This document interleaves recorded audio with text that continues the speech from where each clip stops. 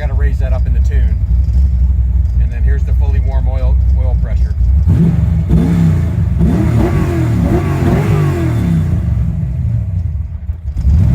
It wants to die when it idles back down, so that's something in the tune I got to fix. There it is. It's stabilized now.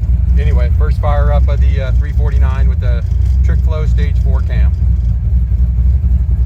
There's not pulling much vacuum, so glad that's why we had to go to manual brakes.